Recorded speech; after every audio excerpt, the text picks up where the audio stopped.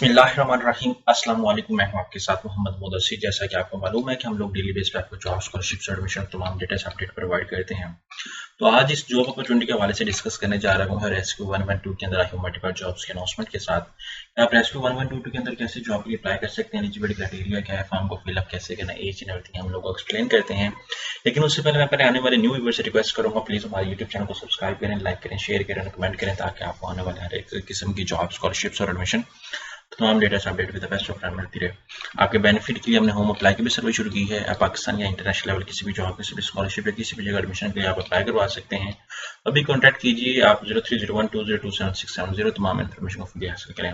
अब मेरे सामने गूगल के ऊपर एडवर्टाइजमेंट मौजूद है। यहाँ पे आप देख सकते हैं डिप्टी डायरेक्टर की जो सीट है उसकी रिक्वायरमेंट बताई गई है।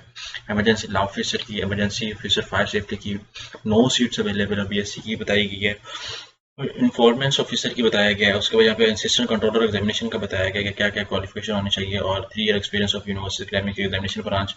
अब सुपरिटेंडेंट एग्जामिनेशन के हवाले से बताया गया है। Photographer, camera junior computer operator की बताया गया, इंटरमीडिएट। और उसको यहाँ पे रेस्क्यू ड्राइवर के लिए आपके बताया गया LTV और स्कैंडरीज क्वालिफिकेशन आपके पास होना मस्ट है।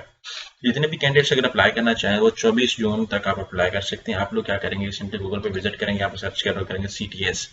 जैसे सर्च आउट करेंगे यहाँ पे आपके सामने एप्लीकेशन अवेलेबल है। आप यहाँ पे एप्लीकेशन पे क्लिक आउट करेंगे। जैसे एप्लीकेशन पे क्लिक आउट करेंगे तो यहाँ पे सबसे पहले आपने क्या करना है, क्रिएट अकाउंट पे क्लिक आउट करना है।